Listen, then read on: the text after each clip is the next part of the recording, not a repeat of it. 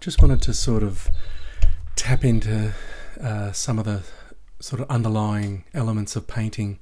This is a painting of Anders Zorn. Even though he was, for an impressionist painter, fairly realistic, there's still quite a bit of loose brushwork you can see on the coat, and even in these sort of areas in the background. We always sort of think we've got to put everything in, everything that the eye sees, but notice this little element here. It's just a lovely little just a little accent up against the light of the light on the forehead. So I'll just move on to the next one. Here's one of Harold Herbert's, just a simple little landscape.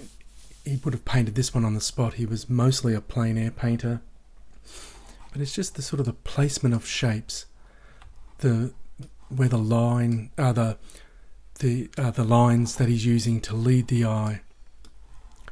That's why I always like to try and identify some of the good artists that sort of were visually very interesting and very clever with where they place shapes.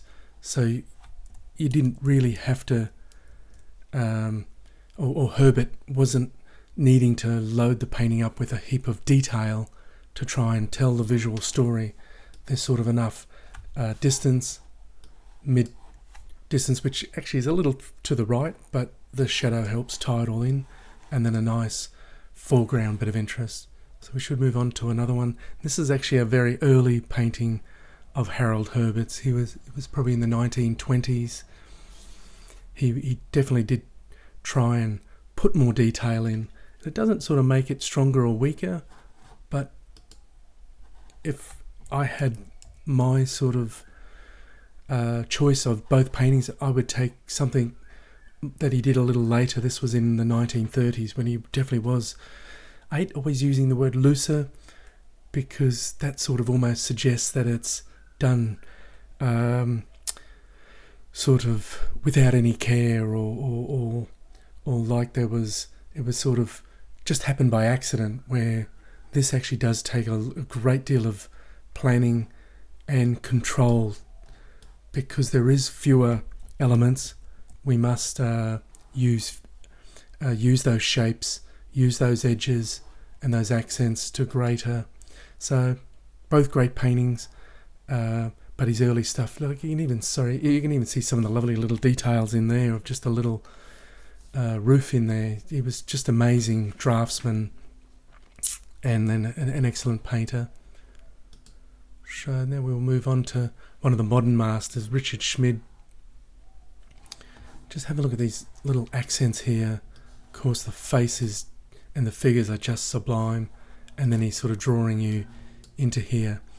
So it's that visual poetry that I believe we should be looking for, and not trying to... This isn't a realistic painting, but if you even notice the work on the shoes, it's pushing the visual image, say the realistic, natural, original visual image, to, I believe, a higher level of interest. If you can study the little areas, say as I mentioned, the shoes, you'll find that you really do get a lot out of it. And this is a much earlier Richard Schmid. Normally we would be wanting to put all of those in, but he's just mostly got the eye in that area. That's where he's wanting you to look.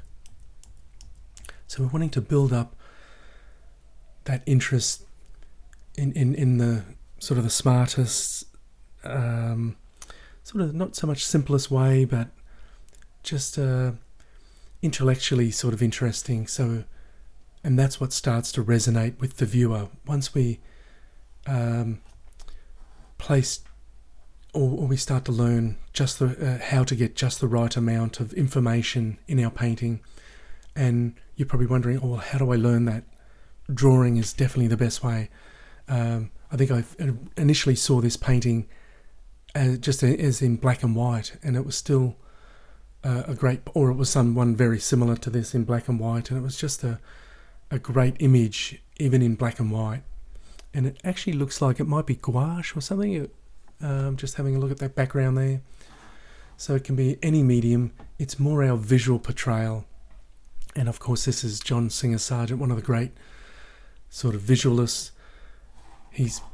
I may have sort of spoken quite a bit about getting blue. If you have a look at the wonderful use of depth with the blue from the background, the darks in the foreground, and even that sort of nice warm, didn't quite grab the right one.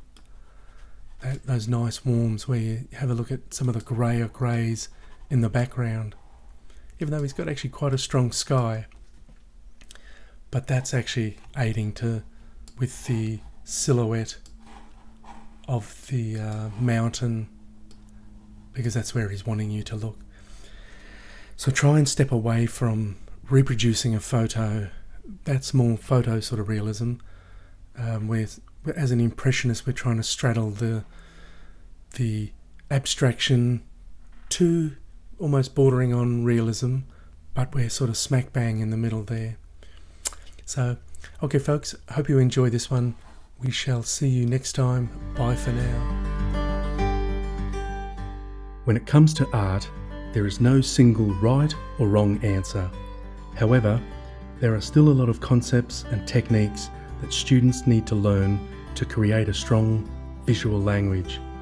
This course is designed to help you develop and find your own visual language so that you can start expressing yourself more confidently, because over the years I've studied and noted the areas where students tend to struggle the most, and then I've delved deeply into these topics. So we will cover the basics of colour, edge, how to achieve a strong contrast from light to dark, focal points, and creating depth so that you can start to use it effectively in your work. I'll demonstrate a wide range of subjects which I believe will broaden your horizons and allow you to gain experiences that you may have only dreamed of trying. By the end of this course, you'll have a better understanding of how to express your own visual language and create artwork that is both successful and expressive. I invite you to join me for an exciting year of learning and exploration.